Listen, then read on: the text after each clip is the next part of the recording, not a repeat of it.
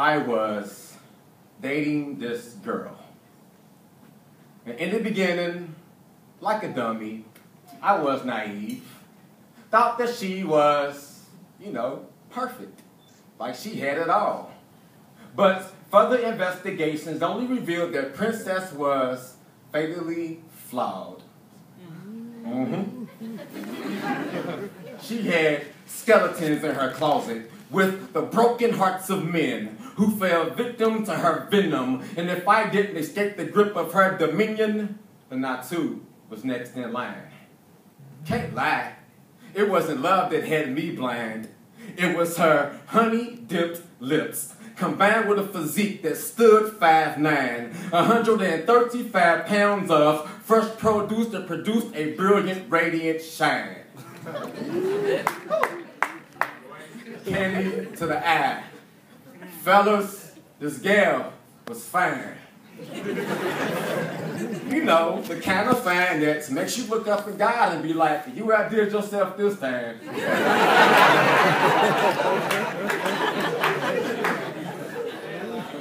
And for the sake of asking, can she be my bride?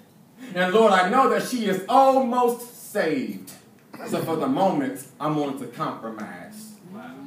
Because Jay was like a modern-day goddess, and I drunk from the water she walked on, carried her around on a golden throne out of fear of being alone.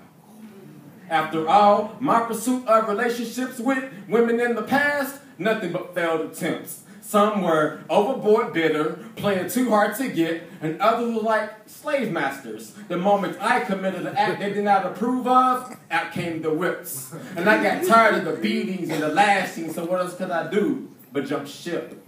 And Jay took advantage of this broken down Christian man and began to rebuild my confidence one block at a time with counterfeit bricks. She had me under major construction, though on the inside I knew something with her really didn't click. Well, you know how it is. You work a job you kind of don't like, but you don't want to quit. Pay is alright with full-time benefits. Well, this is how it was when I was dating this chick. For some men, she was to die for, others to kill for, and I was stuck in between, betwixt. Her flattery seductions had me doing tricks and turning flips and jumping through hoops, eating her forbidden fruits, pleasant to the eye, but rotten at the root.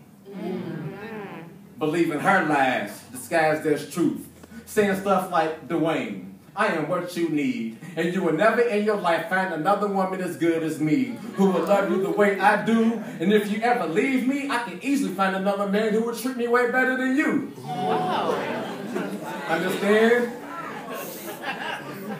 Then she would smile, kiss me on the forehead, and gently rub my hands. Her subtle demands had my emotions in strands of knots, and though we didn't have intercourse, she was sexing me by playing with the strings of my heart.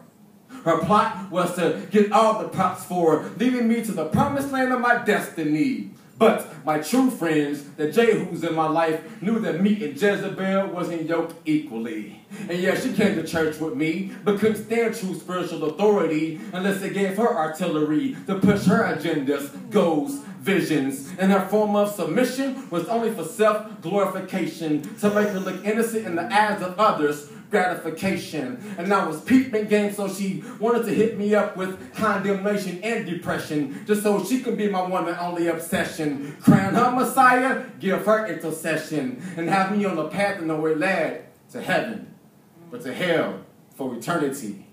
And it was then that I had to wake up and come to grips with reality and admit that I had a little bit of Ahab in me, fighting, warring against the Elijah in me. And I wanted her so bad that she had to be bad for me, but all this time she was crucifying me. So the word of God cannot rise up to convict me of all the wrong in my heart that was killing me ever so softly.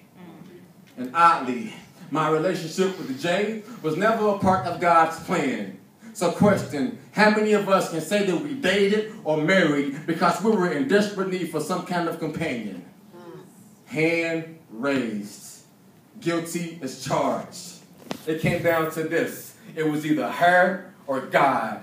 So I had to get my knowledge right and do what God was telling me to do. And when I looked at myself in the reflection of truth, Jay, there was no longer room for you. So I wrote this Dear Jay letter. A matter of fact, let me be a little bit more braver and hand deliver it to you. Because breaking up through Twitter and Facebook, nah, that's for sissies and punks. So I had to take you face to face to serve you this eviction notice to kick you out of my life with all of your junk.